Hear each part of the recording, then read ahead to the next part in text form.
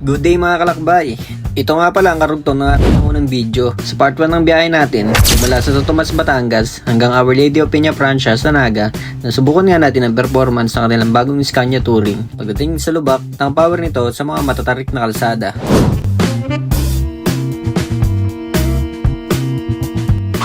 Sa video na to ay pabalik na tayo ng Manila, sakay pa din ng Elabel. Pero this time, ibang unit naman ang sasakyan natin pero Scania Touring pa din, iba lang ang driver. Nagsama-sama na nga lang sa isang bus, lahat ng kasama natin sa road test pabalik na Manila. Kaya ano pang hinihintay natin? Tara, maglakbay muna tayo.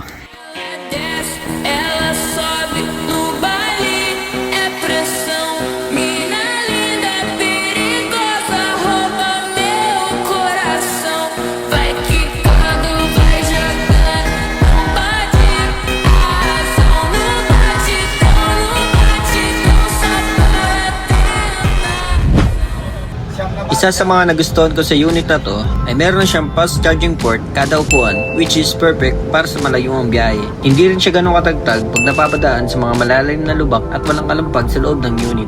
Hopefully ay magkaroon din ng ganitong unit sa tawid dagat, especially sa Eastern Visayas or sa Northern Samar dahil merong route ang Elabel doon.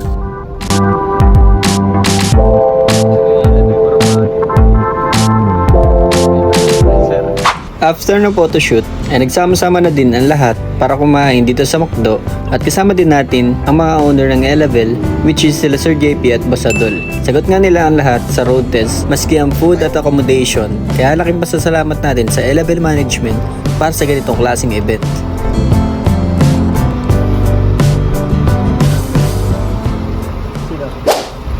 Magmula Naga hanggang Quirino Highway ay finally may nakasabay na din tayong mga bus na papunta ding Manila. Pero nung time na to ay merong paparating na bagyo kaya ang ilang bus company ay nag-cancel na ng kanilang mga biyahe. Maya-maya lang may nakabuntot na sa ating Scania ng Bicol sa road. Sila din pala ang unang nag-acquire ng Scania na locally made sa biyaheng Bicol.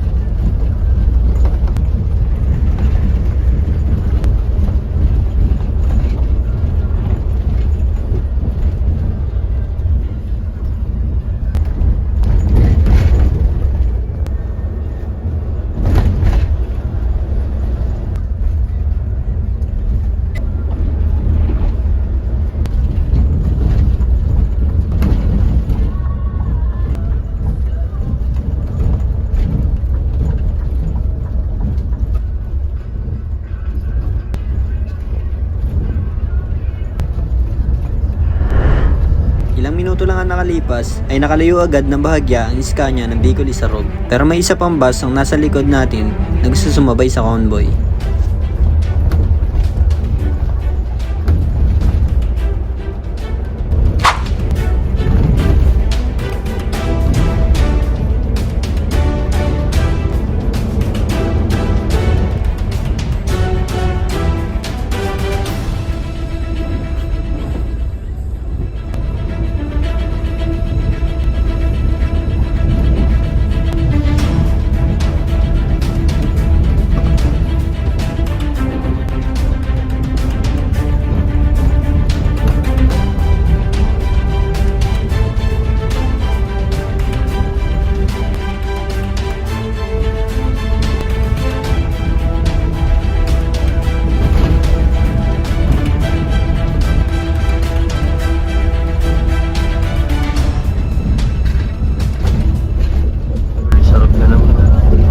Ito pala ay Bicol Isarog Volvo V8R na locally made ang body.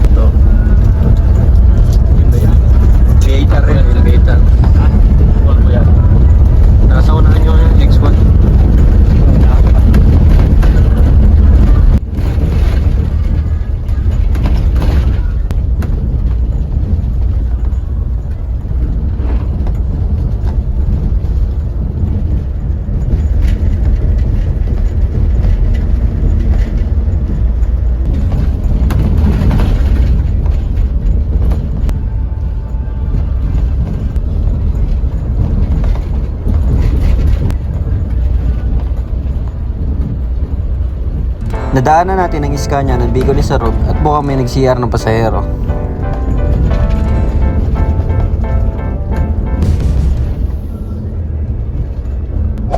At palabas na nga tayo ng Rino Highway. Kapag kumanan ka naman, ito yung way papuntang Dait. Ngayon, susuungin naman natin ang lubak ng Quezon.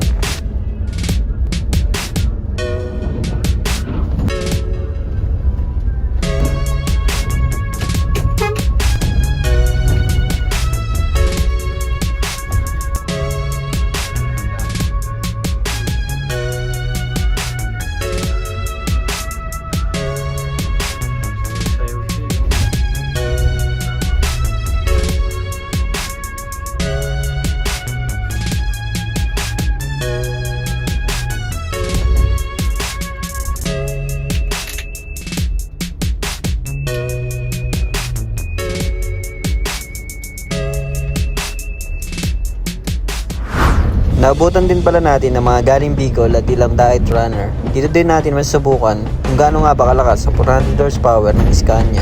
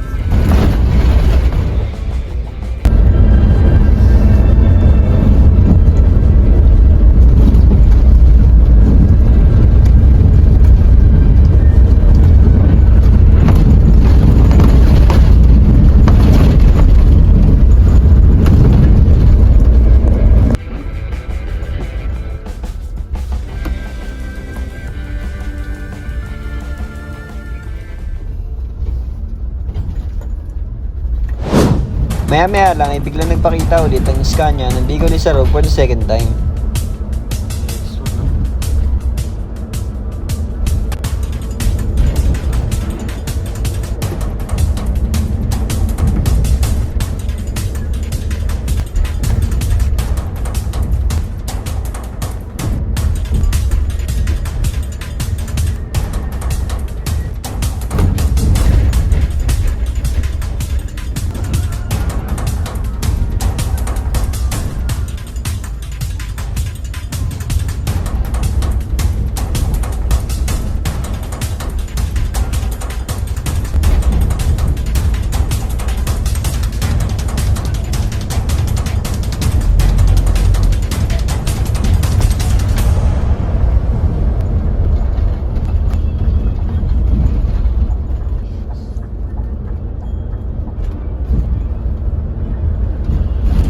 Kumaliwa ang Bicol Isarog paakit ng bypass road ng Gumaka. Sayang lang at dumiretso tayo papasok ng bayan. Makikita sana natin ang lakas ng 400 horsepower kumpara sa 360 horsepower ng Bicol Isarog.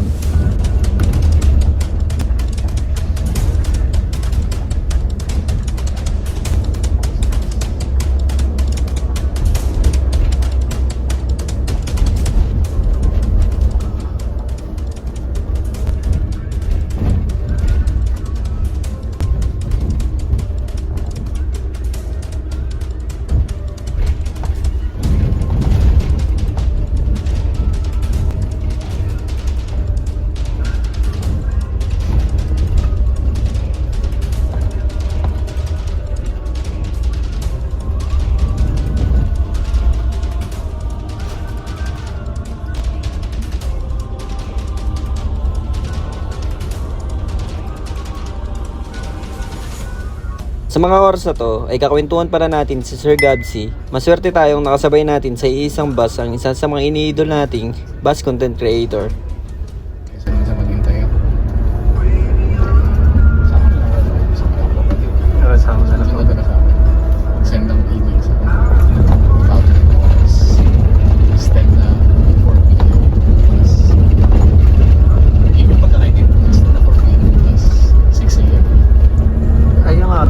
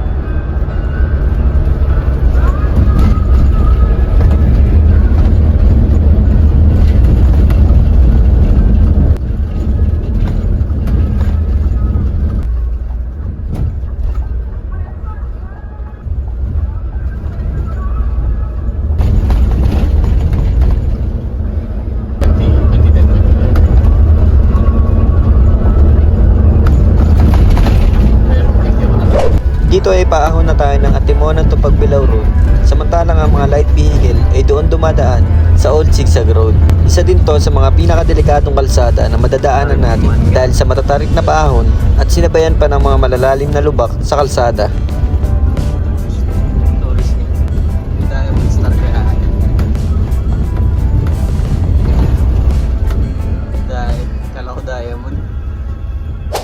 Maya-maya lang, may umiilaw na naman sa likuran natin na tila ba gustong mag-overtake. Ayan na tuloy, nakita. Para siyempre din.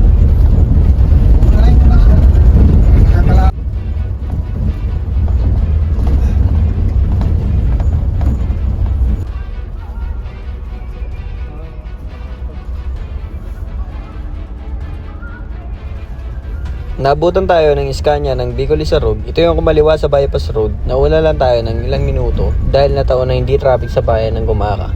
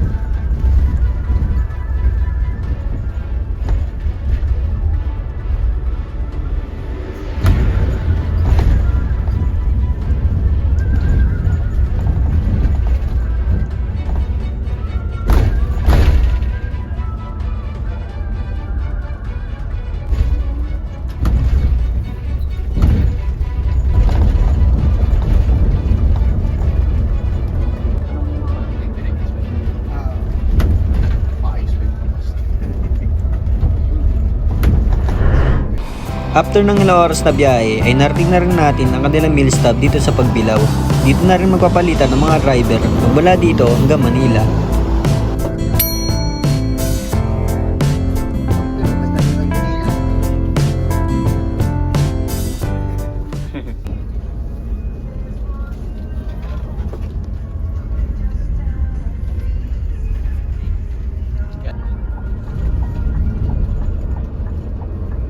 Paglabas ng meal stop, nakasabay natin ang pinakamatagal na bus company na bumabiyahe pa rin dito sa Pilipinas.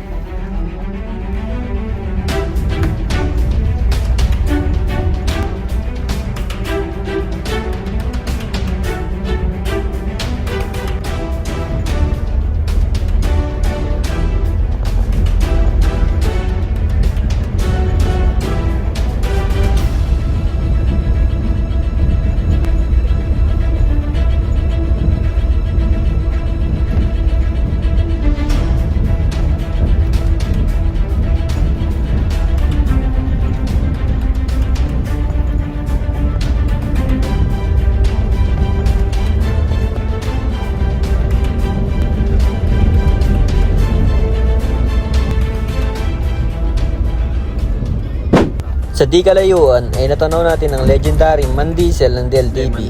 Milakas itong 430 horsepower which is mas malakas ng bahagya dito sa Scania Touring na may 400 horsepower.